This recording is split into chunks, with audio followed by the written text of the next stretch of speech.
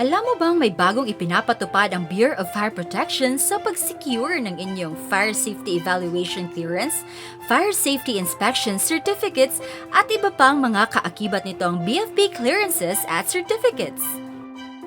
Mas pinadali at hassle-free ang bawat transaction sa BFP dahil sa Online Fire Safety Inspection System o ang FSIS. Kinakailangan niyo lang mag-login sa fsis.e-bfp.com gamit ang inyong smartphone o laptop.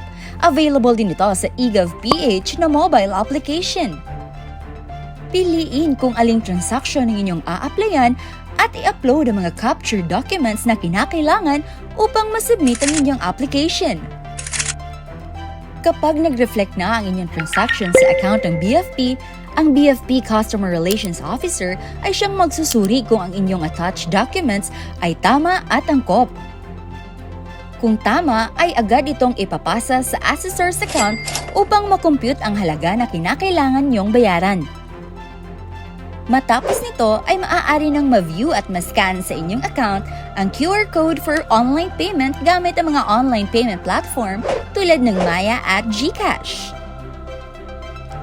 Kapag matagumpay ang pagbabayad online, ay agad nyo nang makikita sa inyong account ang order of payment slip at ang official receipt na may national series number. Itatalaga ni Chief FSIS sa mga fire safety inspectors ang mga establishmento na subject for inspection. Ang natatanging nyo lang gawin ay maghintay ng Notice of Fire Safety Inspection at Inspection Order. Kapag nakapag-conduct na ng fire safety inspection at walang violation ng inyong establishmento, ay aaprobahan ni Fire Marshal ang inyong application at makikita nyo na sa inyong account ang inyong digital issued certificate.